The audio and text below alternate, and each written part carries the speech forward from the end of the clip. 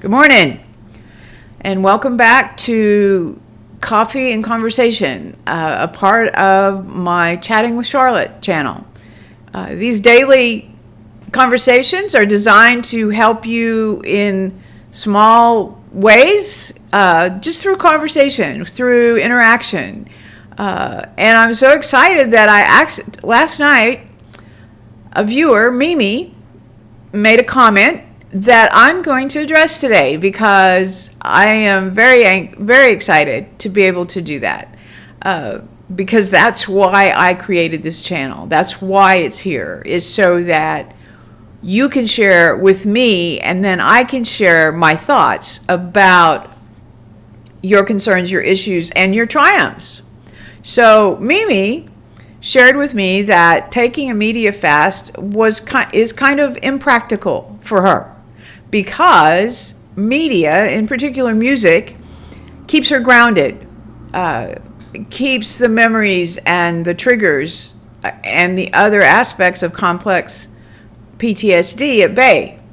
So for her, even though she would like to take a media fast, or it might be a good plan for her at some point, right now, it's not something that she can do because media is a critical part of her healing process. And I can so relate to that. So thank you, Mimi, for that. Thank you for bringing up that issue.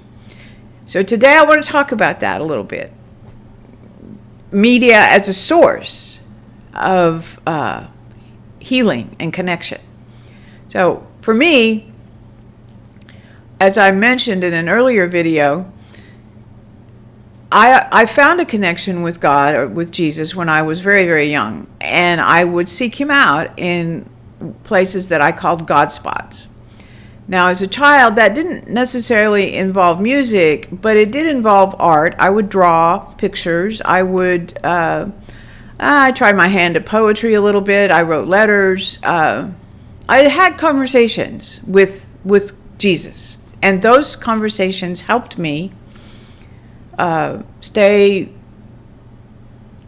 help my faith to that at some point in my life things would change. It got me through those really tough times of the abuse, that I had that connection.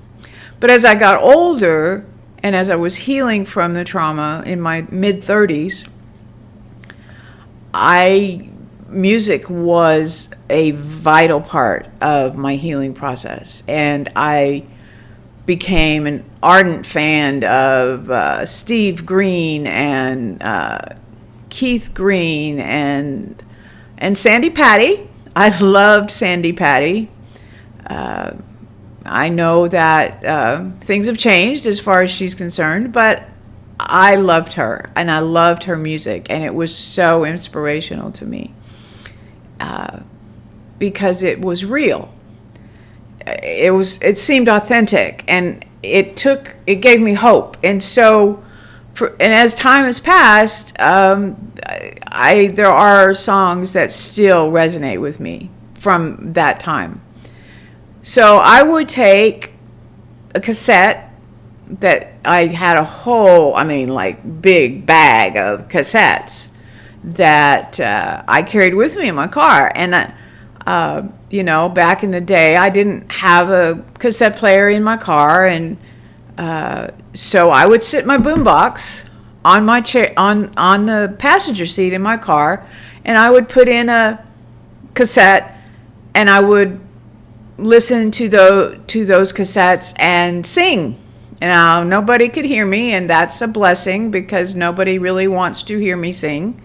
Except maybe God. So, but it was a blessing for me because it helped me focus on him and and the hope in those songs rather than on what was happening around me or what was going on in my mind. And it gave me a breather. It gave me time to reconnect and to pause and to heal in those moments. And those were precious times to me. There's a spot right outside of Lubbock, Texas, where I lived at the time, there's a lake, a man-made lake. Well, I think it's man-made, I don't know.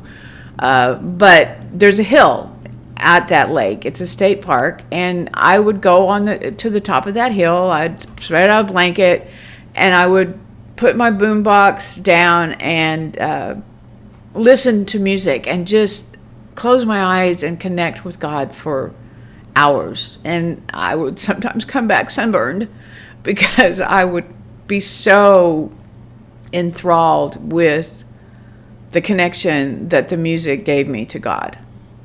And it gave me the strength to keep going in the healing process. It gave me the strength to endure some of the trials of flashbacks and memories and all the other things that go along with PTSD, particularly complex PTSD. And it was a incredibly significant part of my healing process, and it still is. And even most recently, I realized that I had actually stopped doing that, stopped having moments of connection through music every single day. I used to put music in the very first thing that I woke up, and I would listen to it throughout the day. I never turned it off, even to the point one time that one of my neighbors in the apartment complex I lived in complained because it was going all the time, and that's really kind of odd because it was very, very low, but apparently they didn't like contemporary Christian music, so they complained. But that's how much I listened to it. And it was such it helped my environment. So I really, I've started doing that again, not every day, but I do. I listen to contemporary music. And if I'm working on the computer, I listen to instrumental music because it keeps my mind focused. And it keeps those thoughts and distractions out of my head. So in a way, it kind of serves the same purpose as taking a media fast, in the sense that it puts my head and my mind in the place that I want it to be, and not on the negative things that bombard us every day on social media and television. So thank you, Mimi, for helping me remember how important that is. And thank you for having the courage to make the comment. And I hope that the channel continues to be helpful and meaningful to you. So if you liked what you heard today, if you liked what you've heard on the other videos, please subscribe and leave a comment. I love being able to talk about what is concerning and important to you.